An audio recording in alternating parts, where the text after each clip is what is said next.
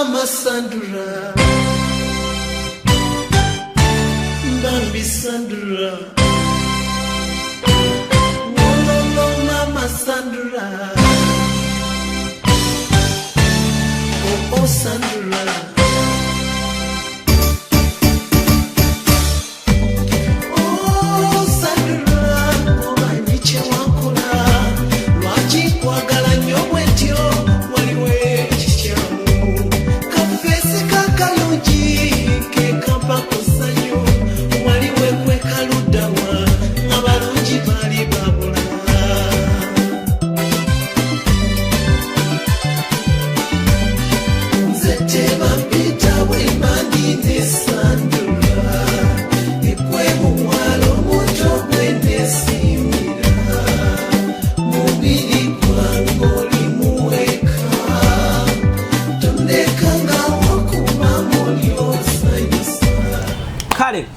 Cruise exclusive kowe kumide webale nyo kubera ngate koli Alan Cruise gemanya chifuwe bichebyo bibamwe dobozi antu akava mikole ebintu mbitegeera bulungi nnyo esawa zino wetwogerera kamera gola screen yo ye mugole waffe omulungi twakava mikolo yabaddanyu nnyo netugamba nti omugole tayinza kunyuma ati natajja ku exclusive tubulya she's a TV personality akola programs ajja kubazitubulya bulungi nnyo ne kasooka tubuuzeeko n'oluvannyuma tusooke tweyongereyo naye nze kansooke government kuliko emikolo bale kusiima sebo buuza kuba tulaba Sandra abali ku Cruise exclusive babuzizaako nti musibye mutya nze Darlene Sandra erinnya liri eryagundi nze Darlene Sandra Sewakiryanga kati bakyakwira Darlene Sandra n'amatovu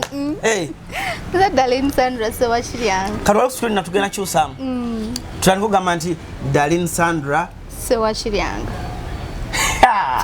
anange kuliko emikolo kale sebo wabadde onyumye nnyo Masaka wamuyugumiza abale kusiima enteekateeka wazikoze otya kyabatwalidde ebbanga kyokubanga mweteekateeka omukolo gwalina kubaayo mu Feb naye corona nga mungi ate Feb nga mulimu okulonda netusalawo tugongezeyo ko mwezi gumu paka mu March basically twategekedde mwezi gumu kubanga luli twabivaako ne tuddirayo ddala ku mirimu gyaffe egya bulijjo then ate mu March nga lumu ne tuttukiza buto nga 25 gwe mukolo oli muwala mulungi oli muwala muto bangi ba media personalities abaana abantu abakulaba beebuuza nti why at this age lwaki asazeewo kati siri muto nnyo 18 ngisusizza so siri baby nnyo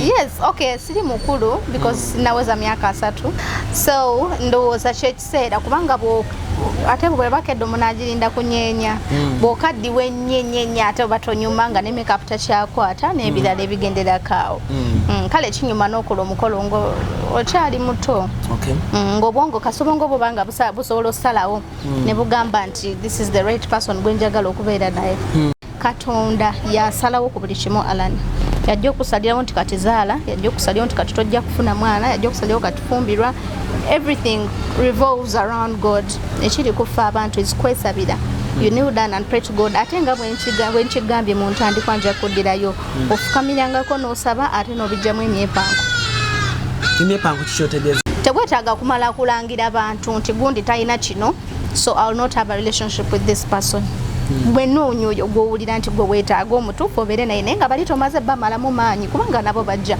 ate sente guba mukisa Alan leero weziri enkya teziriiwo ogenda mukyawa kubanga amusanga mugagga kati ziweddewo it doesn't happen like that anyway what are some of those few things you looked at because many of the comments on YouTube Zadis Gamba I've loved Sandra's mukolo and they were like Sandra webale nnyo kwejja mu group y'abaana abalungi abali mu media no salawo no fumbirwa nga tokyalabika bulungi abasinga bamala bamala kuwotoka oba oluusi ne bamala ne basooka ziwezaamu najire neziwera naye ne bagamba Sandra, thank you so much.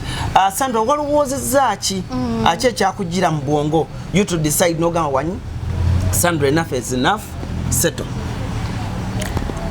Zenno nkoze emikolo okumala emyaka egiwerako buli bwotuuka ku mukolo n'ebigambo biba bingi byonna akola egyabanene katwadde bali babijje ku mikolo naye nga babirese ne ku live oba era live ng'okola nga bakusuliramu yeggwe ofumbirwa ddi yeggwe kino kijja ddi kale ng'ekigambo kingi ate ng'oggyeko nti pressure ebadde eyitiridde nange ng'omuntu kyekyali ekirooto kyange ng'era abakyala abalala bonna buli mukyala aloota kufumbirwako mu butongole bazadde bo n'obaweesa ku kitiibwa nze emikolo gye nkozeemu gye ndabyemu nebaza mukama ati emikolo gy'abagagga abasinga wano e Kampala nze ngikoze nga si kwewaana abasinga bambi batuyita ne tugikola nga terefayina wabaawo okwegomba okwo si kwegomberanga ggwe omuntu wekka naye abazadde bo naye nali musanyufu nnyo okulaba nga maama wange musanyufu ng'omukolo gwa mwana omanyi okwetala okwabaddaawo.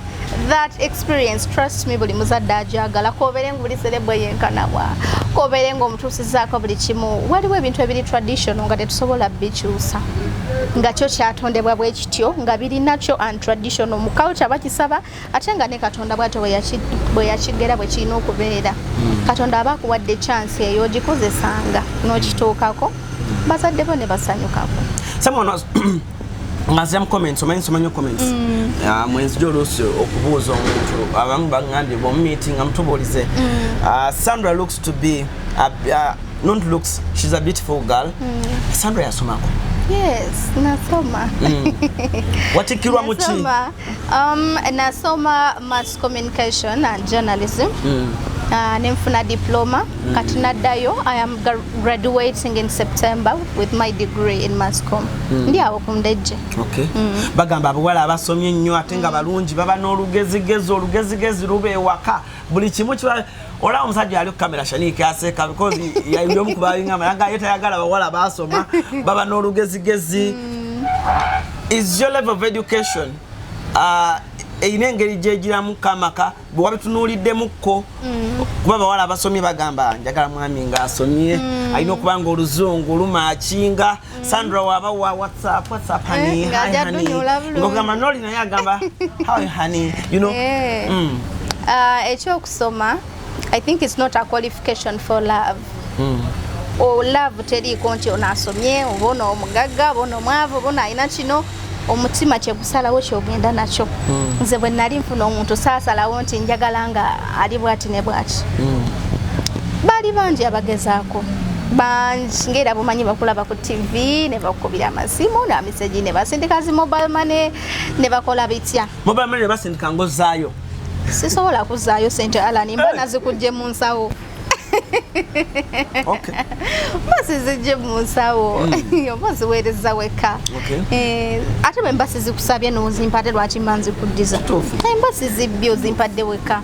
Naye omutima gwe gwasinga okuwuliramu emirembe. Waliwo omuntu gw'olaba the very first time and you connect. Nga buli kimu kikwatagana. Sase wakiryanga. Kitegedde we connected a lot. Nga kyendowooza kyabeera alowooza. Njogera kino yesanga kyayogedde. Tukololera wamu.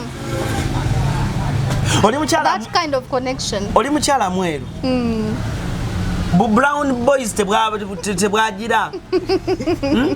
Ere kuba lyanga nice nga yafunye mweru. Bu brown boys owo wabusanga mbuzibu ki? Sina buzibu bwe nasanga mu basajja abeeru. Bami era nabo waliwo ababaagala. Naye nze ng'omuntu nayagala muddugavu. You have a taste for black guys, yeah? Hey! Yeyo gwe nafune. Abampimpi. Sibayinaako buzibu era nabo bantu. Naye nze nganze gwe nayagala yoyo. Singa yajjanga mumpi. Mala nimbaako.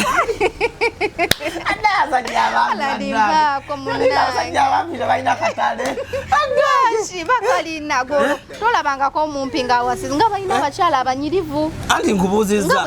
Singa yajjanga mumpi. Anti love teri. Misase wakiryanga. Twani muliyisizaawa. Masaka yandiyingidde. Yalize. Singa era namwagala nga bwe mwagala. Era nali mwagadde mbanga omutima singa gwasiima. Exclusive kwetu kyali Biva Organic Amarus Bridals Gabrisas luxury betambala bomne womne miyadi kakati ababiva enamba yaabwe gwayagala okujanjabibwa 0752602427 basajja manyi matono bichi tomalako bichi mukubiri babajjanja bisamiti jaffe jawa nabibala bakusoka kubanga ate bajjanja tukyagenda maaso nembozi yaffe ndali SANDRA oba muyite mugole weekend tanaweza wiki tenagwako mugole tebunagwako ino kweza emyezi egiwera ngo kyali mugole nine bamala bakuzaako chikafuwe ne SANDRA osobola okufumba ne mujjawo ala ni bannange hey osobola okufumba ne mujjawo bwe mbanga simanyi nti gyali obanga simulabye anti abawala abalungi obuzibu tebabazaako tebakkiriza Bako ala. But anyway, tubadde kyatunyumiza so okulira mu kyalo primary ogisomera mu kyalo. Yes, primary yonna nagisomera mu kyalo okuva ku P1 mpaka ku P7 nali mu kyalo. Najje Kampala ewa my dad ngandi buvaki ya P7 ngenda mu senior 1 najira ne mbera yekyalo yonna ngimanyi kukima mazzi kunabira wabweru ziri nga everything to do with the village nkitegera bulungi twazanya buli kimu zitokotoko biki byonna twabizanya nanyumirwa nnyo ekyalo kubanga era bwe ndaba abaana b'etawuni mbasaasira balinyumirwako ku bulamu bwebulamu bw'ekyalo bunyuma nnyo mudduka ekisooka waba wanene compound ebangazi ne mudduka ne muvuga ebipiira ne so ne mukyalo embeera teyali mbi nnyo toyinza waayiriza nti yali mbi sola kuwaayiriza nti yali mbi nnyo. But you're raised by a single mom? Naina dad gwe nali naye era njagala okutwala omukisa guno okumwebaza mwami Sedraka akugizibwe nti nkwebaza nnyo taata teyampisaako ng'atali taata wange. By the way mukusooka nali simanyi nti si yanzaala nali sikimanyi but in the beginning nze nali manyi nga tansosolangako tankubangako ku kibooko. By the way tankubangako wadde oluyi yanjagala nnyo nali mwana mugezi ate nga ndi mwangu mukutuma ano nziruka emisinde eddakiika nga nakomyewo dda nga mpeerako nnyo example singa mwenna mubeeranga SANDRA singa you know yampitanga Kahunde waliwo erinnya lyange ly'olutalo baliyita Kahunde. Kahunde means beautifully decorated. Bannange Kahunde. Yes, yampitanga Kahunde. Lina kuba lya musajja lya mukazi? Lya mukyala. Ate omulenzi bamuyita Kahunde? Omulenzi teririiko gaba mannya malala kati bo tebaliko mbu omulenzi ono omuwala ono bo batuma butuumi so nga kuba nywena ni mubanka Kahunde boozi okuva ensi netwanguhira mwera singa mbeera nga Kahunde ensi netwanguhira singa ensi etwanguhira bannange nange awo ojo mbitegeire ebintu muno so taata wange oyo mwagala nnyo akyaliwo gyali namutegeera nnyo namwagala nnyo neewunya nnyo okuŋŋamba nti siyanzaala. Omukolo yabaddeko teyasobodde naye nga ebyetaagisa byonna twabikoze nga taata bwe birina okubeera.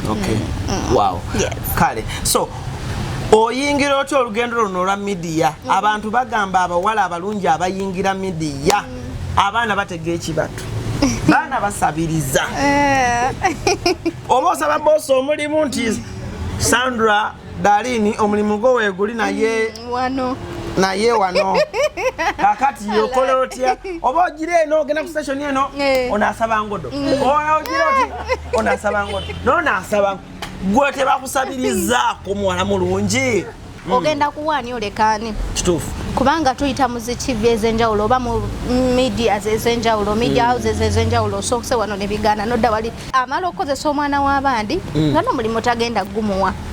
Tugamba omwana akusanze nga gwe Alan Cruz okola ku telefina sigambye nti bwoli naye n'omugamba nti omala tukimala kuggwa then nkuconnecting n'omuconnectinga ne bigaana tugenda kuzaawo kyotutte ate nga ebyo bintu abaana ab'obuwala kasukali ke kasuka nonona bannange abaana basasukali bana bange ab'obuwala bannange don't just give in yourselves just like that. Kati SANDRA abana sokuwa amagezi abantu bano without mentioning names. Yes, without mentioning names. Sisobola ku mentioning linnya lya muntu soko nunyumizeeko experience kale without mentioning names na stations stations sigenda zoogera naye bampalanako nnyo Alani waliwo experience when you took akona amazigo lusigagala okujja but I pray for grace tegajja kujja nga bwogambye ayagala okuyisaawo embeera neŋŋaana by the way gomanya abasinga banjogerako ekyo mwana mukoddo mwana ojo biki naye mba n'ensonga lwaki onoogenda nani olekaani yes so kyamunyiiza nnyo kubanga yali boosi waffe of course bano abya wansi si ba top bosses nanyiiga nnyo nayagala okuncunya mu buli mbeera yonna omuntu oyo yakolako ne meeting nga yakunvuma yakolako meeting nga yakuvuma Darlene Sandra meeting okwo bwe yatandika paka bwe yaggwa nga nvuma naye nga mulimu n'abakozi b'ekitongole ekyo yanvuma okuva ku luviiri paka wansi kagere buli kimu kyonna n'akyogera n'amala n'abuuza any question mu meeting abantu balina amaanyi Alan abantu balina amaanyi naye ng'obuzi wonna bunaye buvaawo kati eyabuuzaayoko ku kibuuzo nti naye ng'ensonga etuyisiza mu meeting olwaleero nga tetugitegedde ebadde ensonga ki kubanga batuyita saawa bwezi ti mulina obeera mu meeting abagwa in this department mwenna mulina obeera wano netujja abaana bonna ne bajja naye nga meeting yali kuvuma Darlene ne banvuma paka meeting we yaggwako nali ngenda vaako engera omuntu nga ngenda kuyomba yali mwana gwange yankwatako bwati naŋŋamba Sandra toyomba relax sirika kigenda kuggwa sirika naye ng'ayogera mpola of course bamuwulira ngamba sirika nga nkutteko n'ensirika naye nga mpulira nfa era meeting eyo we yaggwera eyabuuza ekibuuzo nti meeting eno ebadde ku mulamwa ki kubanga tebawuliramu mulamwa kujjako okuvumaani Darlene Sandra bamuwasa speya mwezi mulamba nga takola abantu balina amaanyi babawa amaanyi obuyinza buveeyo waggulu ne babobawo eno ng'asobola okugoba naye ng'ate tasobola kuwa mulimu okitegedde naye ng'asobola okujja kugolina bamugoba a full month ne bamuwasa spe n'alyoka akomawo sho yatuula kubanga yabuuza what was the purpose of this meeting nga talabawo nsonga era bwe twava mu meeting eyo nakaaba nnyo waliwo omwana wa kamera nayina show waliwo omwana eyali ku kamera bambi yagezaako okunsirisa Alan banvuma okuva meeting bwe yatandika paka bwe yaggwa nga balegattamu ebirala paka n'ebikomyewo era nga bavuma nze kubanga nagaana okubaako kyenkola abo n'obeesonyiwa n'ogamba kangenda ku terefayina etali lutalo kati mbuuza Alan siriiwo oli banvuma nafa oli ekintu ekyo saakikola naye tebyaggwaawo in fact ne keeki teyagifuna kati waliwo agifunye mu butongole you know so you really need to respect yourself tokkiriza muntu yenna akugamba nti tukimala kuggwa nendyoka nkutuusa wano abantu abo abasinga baba si batuufu they are not the right people to give you jobs ogenda mala okwewaayo n'omulimu gugaane osigale ng'oli mu bbanga nga tofunyeemu nga n'obulwadde akusiize so I would say let us be respectful of our bodies tugezeeko okwewa ekitiibwa dignity eyo gisigaze omulimu nga gugo bakuyita ne bagukuwombuziza najja ntya ku terefayina yembuzi yemu nina tv gye nasookerako sigenda gyogera na training for 3 months nga bano abasookerwako bonna bakkiriza nti bambi omwana ono asobola era agenda tukolera ekintu ekirungi naye nga top boss yagaanye nanyini tv yenyini yagaana nagamba tagenda kulinnya kumpewo kale kwegamba nga beno bonna bantraininze bakkiriza nsobola bakkiriza osobola nagaana nagamba tagenda kukola ki naye nga sente jjukira osasula tv empya zino ezijja zitera okuyisa obulango bakudamba bwenti ng'oyagala training biki gye nayita neŋŋenda yagaana saalinnyako kumpewo for 3 months zenaliwo but the 4th month newabalukawo tv empya bagiyita HGTV HGTV era nalaba bu scroll obwo kati oli top boss eri yagaana naye lwaki batu yaba bambi sijja muwaayiriza yagaana buganyi tewalabawo ngeri yaki batu ayiswe atalina kyeyayogera kyonna lwakuba nti sho gye nali njagala waaliwo omwala olwedde ng'alina shemu gyakola n'agamba okuwona ate mujjeko anzijjeko omusaala kampa oli olwedde alina okitegedde omusaala abe ng'afuna nemutuukirira nemubuuza n'agamba alina yayongerwako kannuma yagamba atya yagamba alina yayongerwa nga mugamba mukama wange oli olwedde alina wali musiiwuufu munaye sisiiwukangako nenga engoye nyambala ndoze engoye nga naina ebwe bangenga musanvu ati weekend obwe gwawo eddaka era nziddamu bwentyo ngate sinayo suubiri kufuna boutique nyambaza like that ogwo mulimu n'ogufiirwa nebugana ne kati bwe nalabaawo ku ne kati oyo bosi akulabako essaawa zino munnange yampita nkomewo naye nga ate TV yo yagaana okusetoka kale bambi nga sobola kuddayo oyo tumuleke netuvaawo netugenda ku HGTV HGTV ndoza naliyo wiki nga 3 nga nafunyedde omulimu ngera omuntu amanyi kati kyenjagala okulaga nti Katonda waliwo bye tulabanga ebibi naye nga akupevingira we oshegedde abakupevingira your way into a better thing eri baagaana sirinya ku mpewo eno bwe najja 3 weeks nga bakkiriza dda kuba training gye nafuna eno gye baagaana njukira bw'ofuluma campus ate bali bamaze okutraininga ate bakutadde okitegedde bw'ofuluma campus oba toyina experience eya practicals oba oyina theory mutwe naye nga practical mutono kati nze nafuna chance efuna practicals zino so bwe nagenda ku HG Pastor Deo yakkirizaawo ye nannyini HGTV nampa omulimu naye nga sisasulwa okubya embaga ku HGTV saakuba mbaga munaye nze nno nali sirotanga nako kola mbaga by the way kali gwe kigiche kyakutwazayo ngenda kola omanyi buli afuluma campus aba ayagala kola musical show oba fashion kuzina mwawo banesinga mbangira okitegedde ate twagala obaana bagala nnyo bakubira amasimu bankubire ku masimu nkwate nga bagambe Sandra how are you hey you're beautiful yes nabyo mukyanoonya naye si buli omuntu yino atuuka waabwe so bwe nava nagenda ku HGTV pastor bambi yampeerawo omulimu naye nga conditions ebiseera ebyo kati byakyukamu naye ebiseera ebyo bwe yatandikira nga conditions eziri ku HG bakutraininga so sikuwa musala they're also training you for a better maybe a better TV maybe akasala tewakwatako yadde okola ng'oyagala kale bambe njagala okwebaza Musumbadde Semakulu wa HGTV yakuwa platform kwe bakulabira ate nali nakatandika okola nga bambi yakkiriza dda nti omwana oyo ajja kola nga temuli bya kibatu nga yakkiriza dda nti ajja kukola Pastor Deo era mwebaza nnyo yali mwami wanjawulo tebyali byo tebyali Sandra ekitegeeza oli mukodo munne bwe bannangira naye ndi mukodo lwa nsonga so wayitawo emyezi 2 ne bantegekera shows endala 3 kye nayombera eno ku TV gye nasookeramu temampadde show eno waliyo abasaba naye nga nze bali mu kunnyongera shows ng'ate sizigaana oba okitegeera naye eri nali nkola ki nali nnyiize nti bagaanya okumpa show so nga balina shows endala 3 ze bali mukumu natandika ne health show health segments